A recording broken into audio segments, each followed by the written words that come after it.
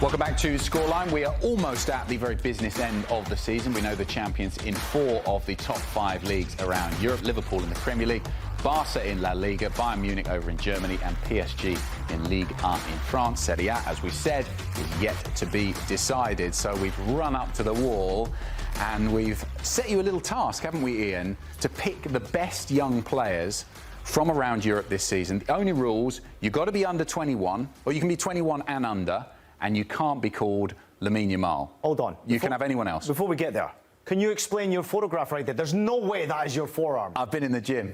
Been in the gym? I've been in the gym. You look like you've been in the kitchen for about 3 months with those forearms. As my wife would say, don't ask me to cook.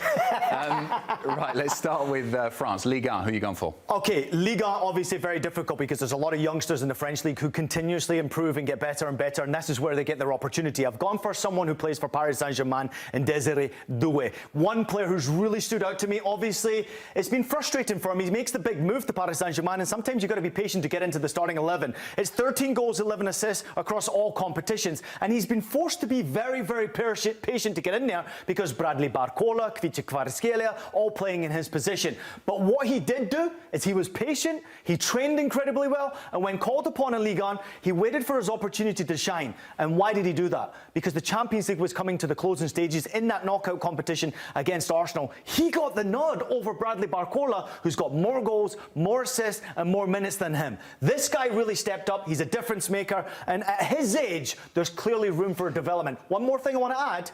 He's got the trust of Luis Enrique now. Yeah. So he's got the opportunity to nod ahead of everyone. If we'd asked the question at the start of the season, do you think Barcola, Doue or Zaire-Emery is going to be the best player this season? I would have put him third, and he's actually top of the list. I totally agree. However, I've seen him play elsewhere, obviously, before he came to PSG, and you knew the potential was there. He stepped up in the closing stages. Brilliant. Back home to Germany, what about the Bundesliga? Yeah, Germany's been very interesting because I didn't quite know where I was going to go. And where did I go? I went to Leipzig and I went to Nusa. I think one player who's really stepped out to me has been obviously Nusa, because he's the type of player who came into the Bundesliga and he waited patiently once again for his opportunity, and again he stepped up. Leipzig are a team who have failed this year, so I'm going to throw this out there.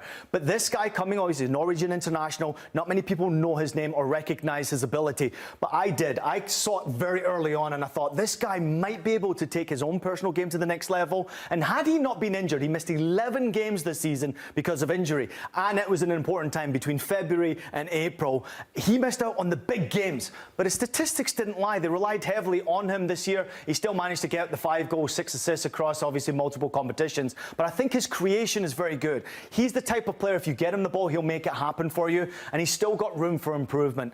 But remember the name. Nusa is a brilliant player and he's got a big future ahead. He's a good example as well. Is it's easy to play well in a team that's playing well. It's not so easy to do what he did and play well in a team that isn't performing well. Totally, and I think it's a bit disappointing that Leipzig didn't get into European football. For them, obviously, the Champions League would have been amazing to see this guy performing. That's why he went to Germany, to compete in European football, and now it's a big loss for him. So a big opportunity gone for him. But I still think this year, next season will be a big one for him. You've gone for a similar story in the Premier League, or should I say Championship, because it's a side that are going down, but I don't think he's going down with them, is he? I don't think many people are going to agree with this decision for young players. I could have gone in multiple directions, including obviously the fullback area for the Gunners. I know you're all going to criticise me for not picking on Miles Lewis-Skelly. However, I'm going to go for Tyler Dibling because to me he's a lost art of a footballer. Nowadays, every single footballer is pretty much a robot. Pass and move, pass and move, pass and move. That's what you're taught now on the training ground. It is the Pep Guardiola effect. This guy is an old school generation. There is a player out there called Chris Waddle. You young ones out there won't remember who he is. Get the mullet out. The oldie over here does. Yeah. If you love a mullet, the mullet was out, that's for sure. He obviously played for some big clubs, including Sheffield Wednesday and Marseille back in his time.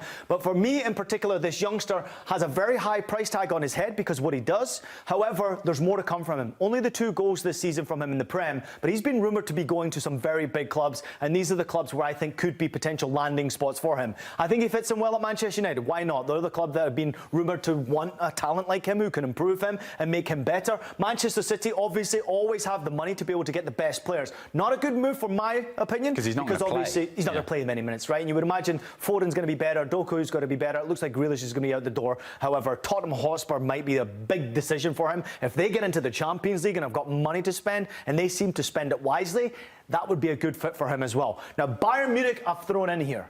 This is a tricky one, though, because Bayern Munich clearly have, obviously, wingers at their disposal. But you did see the news recently that Sané looks like he's going to be out the door there. So there is a space for someone to step in. And Leipzig tabled a €40 million bid for this kid in January that was turned down by Southampton. I'm hearing the numbers closer to 70 million. For a team that's getting relegated to the Championship, they might need that money. A lot of money. Let's head to Spain. We've taken Lamine Yamal off the board because that would just be cheating. Oh, come on. I mean, he is a cheat. You can't do that. Nah.